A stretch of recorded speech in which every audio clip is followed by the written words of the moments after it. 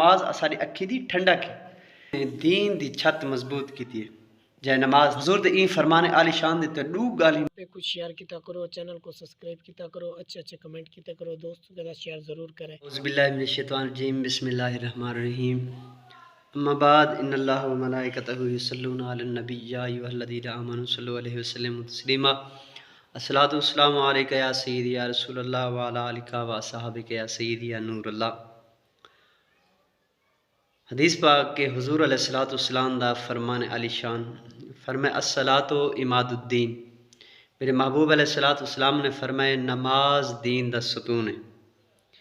اتنا تشبیہ دی زبان دے تے میرے آقا کریم نے گل کیتی ہے، فرمایا جویں ستون چھت واسطے اہمیت انتہائی اہمیت رکھیں دے، اہم ہوندے، ضروری ہوندے کہ اگر ستون ہو سے تا چھت کھڑ ویسے کھڑی رہ سے مضبوط رہ سے، اگر ستون نہ ہو سے تا وہ چھت گر ویسے ڈھے ویسے۔ ایویں میرے آقا کریم نے فرمایا دین دا ستون نماز ہے۔ حضور فرمایا جے نماز قائم کیتی ہے نا اونے دین دی چھت مضبوط کیتی ہے۔ جے نماز ترک کر دیتی ہے، نماز چھوڑ دیتی ہے تا حضور فرمایا اونے دین دی چھت بھی گر ویسی۔ ایویں حضور دا فرمان علی شان تاجدار کائنات نماز دی اہمیت بیان کریں دے حضور فرمائے قرۃ عینی فی الصلاۃ۔ حضور فرمائے نماز ساری اکھی دی ٹھنڈک ہے۔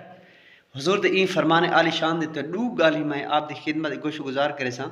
پہلے نمبر تے کہ حضور این فرمان عالی شان دے اندر اے فرمانا چاہتے ہیں کہ سرکار فرمائے تمام عبادتیں کنوں حضور فرمائے سب کریں زیادہ جیڑی اہم اور اطمینان بخش عبادت ہے فرمائے وہ نماز ہے۔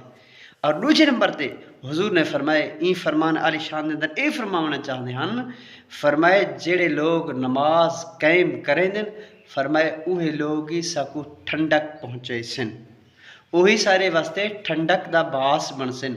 حضور دے غلاموں